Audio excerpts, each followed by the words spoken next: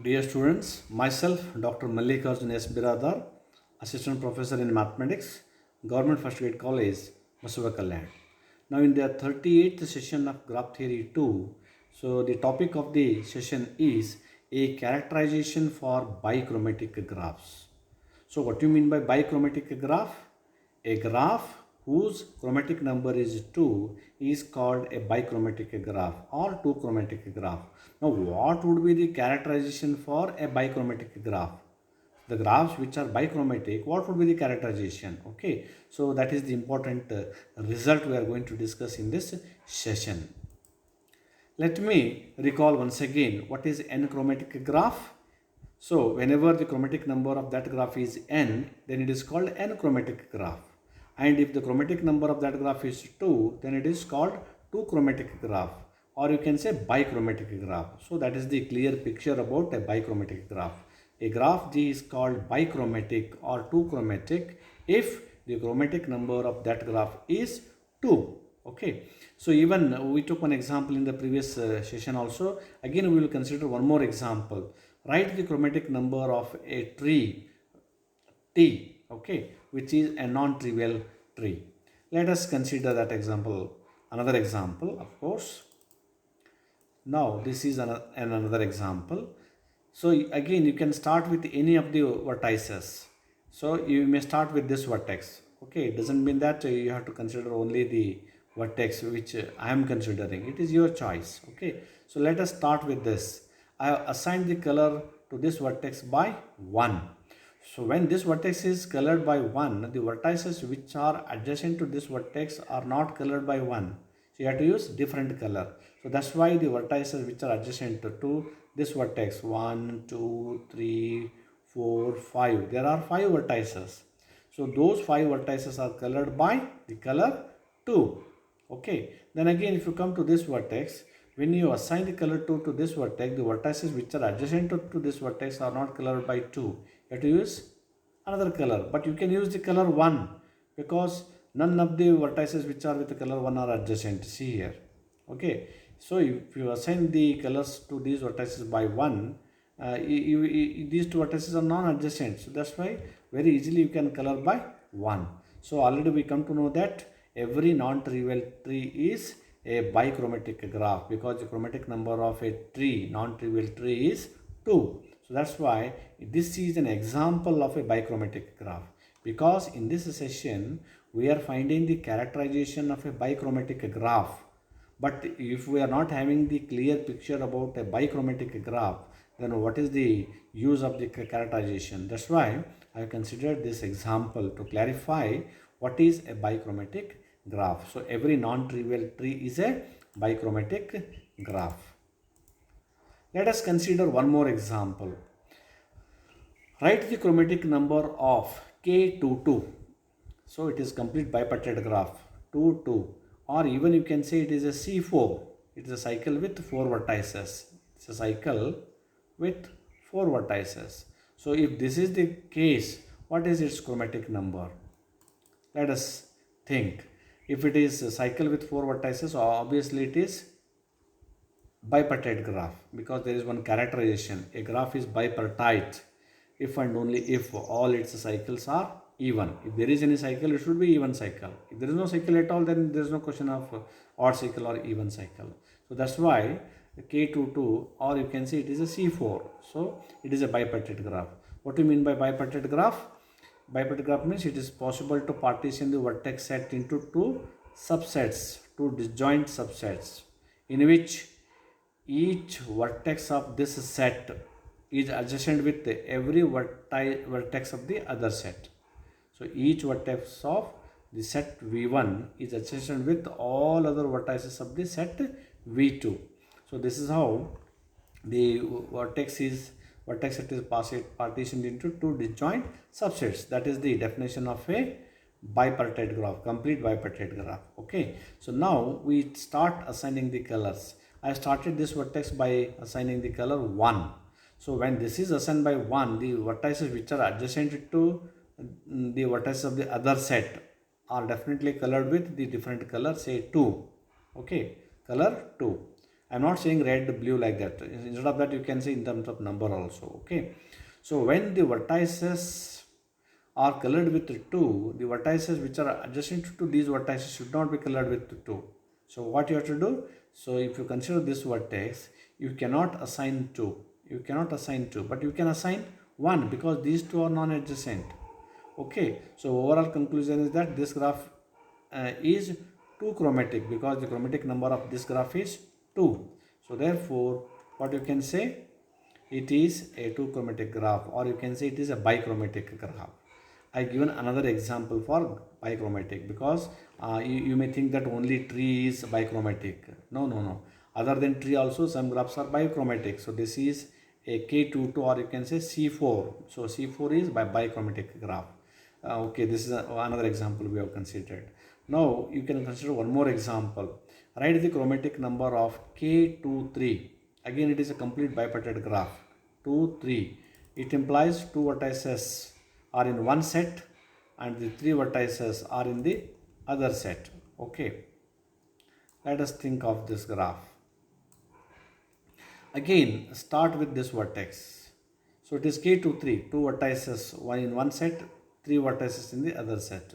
And a vertex in one set is adjacent with all other vertices of the other set. Okay. So therefore, if I assign this vertex by the color 1, the vertices which are adjacent to that vertex are colored by different colors. Say 2. Okay. Now these 3 vertices are colored by 2. For this vertex which is adjacent with all other vertices which are assigned the color 2. So what you have to do? You have to use another color. You can use another color other than 2. But you can use the color 1 because this vertex and this vertex are non-adjacent. So you can use the previous color 1. So overall conclusion is that this is another graph whose chromatic number is 2. It implies this is bichromatic. So I have considered 3 examples to understand what is a bichromatic graph. Okay. So not only tree, even other than tree also some graphs are bichromatic. Okay. So now after this we consider another concept called color class. Color class. What would be the concept of color class? A color class, it implies after coloring the graph, the vertices with the same color are separated or partitioned.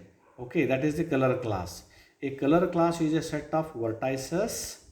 Color class is a set of vertices of a graph which are having the same color when a coloring is done to a graph. Okay. For example, if I ask you to find the color class and chromatic number of this graph. Okay. So what to do? Again, you have to start the coloring. You may start with the vertex A. If I assign the color the vertex A by blue color, then the vertices which are adjacent with A are F and B. So sorry, B. The vertex B and vertex F are adjacent with A. So therefore you cannot assign the blue color, but you can use the red color for these two. Okay, because F and B are non-adjacent, so you can use red color. Again, the vertices which are adjacent to these vertices, so either this vertex or this vertex, you cannot assign red color. So for that reason we have assigned blue color for this vertex C as well as the vertex D. Now the vertices which are adjacent with the C and D, C and E is the vertex D. You cannot assign the blue color because it is adjacent with the vertex C as well as vertex E, which are assigned by the blue color, but you can use the red color. So this is how we have colored, and in the coloring, after the coloring, the vertices, some vertices are having the same color. So some vertices are with red color, some vertices are with the blue color. So if you partition such sets, so red class, the vertices F, D, B are with the red color. So that's why the red class is F, D, B. The vertices with blue color are A, C, E. So this is how we have partitioned the vertices. So it is called color class. Okay. So this already we have discussed, just we have recapitulated to understand the proof of the theorem. While proving the theorem, we may use this idea. So that's why I have recalled once again. Now we will consider what is the theorem. So it is the characterization for a bichromatic graph. You consider any bichromatic graph. What is the characterization for that bichromatic graph is the result. A graph with at least one edge is bichromatic. Bichromatic. Any graph with at least one edge is bichromatic because one edge is required. If there is no edge at all, it is totally disconnected graph or trivial graph. Then only one color is sufficient. So that's why if you want to consider a bichromatic graph, there must be at least one edge. So for that reason, a graph with at least one edge is bichromatic if and only if it has no cycles of odd length. That's why I repeatedly asked you to observe whenever we consider a cycle. So simply you should not see it as a cycle. You have to see whether it is a cycle with even length or cycle with odd length. That is very important. Whenever it is a cycle with even length, or you can say it is a C2n, the chromatic number of a cycle with even length is 2. The chromatic number of a cycle with odd length is 3. So that idea already we have got in our mind. Okay. So that you have to keep in your mind. That will help you to prove this result. So now what is the statement of the theorem? A graph with at least one edge is bichromatic. So if and only if it has no cycles of odd length. You consider any graph, okay, which is bichromatic. It is a general result. You consider any graph which is bichromatic. Then you have to show it has no cycles of odd length. Okay. On the other hand, you have to consider a graph which has no cycles of odd length. Then you have to prove it is a bichromatic graph. Okay. First part we will consider. Suppose a graph with at least one edge is bichromatic. Okay, bichromatic. Then what we need to prove? We need to prove it has no cycles of odd length.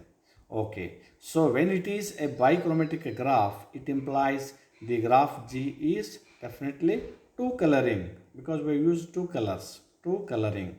Thus, the vertex set of the graph VG can be partitioned into two color classes, capital V1 and V2. Definitely, whenever it is two coloring graph, it implies you are using two colors. It implies you can partition the vertices of the graph in two classes. So the vertices with the one color, one partition, the vertices with the another color is another partition. So therefore, the colors with one color is considered as the set V1. The colors with the color 2 are considered, or the vertices with the color 2 are considered the set V2. So it implies we have partitioned the vertex set V into two color classes.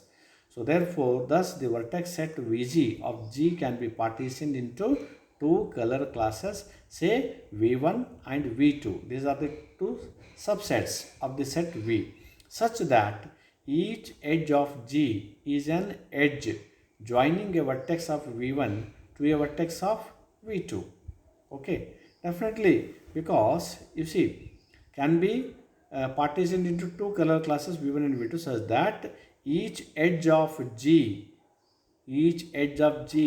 is an edge joining a vertex of V1 to a vertex of V2, because color class, the adjacent vertices are with opposite color. It implies one vertex belongs to one color class, another vertex belongs to another vertex, another color class. So if you consider one edge, say E equal to UV, then UV is in one color class, V is in another color class. Say U belongs to the vertex at V1 and V belongs to the vertex at V2, like that.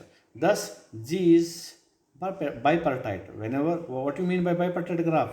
If it is possible to partition the vertex set into two disjoint subsets V1 and V2 such that every edge of G joins a vertex of V1 and V2, it implies that graph is a bipartite graph.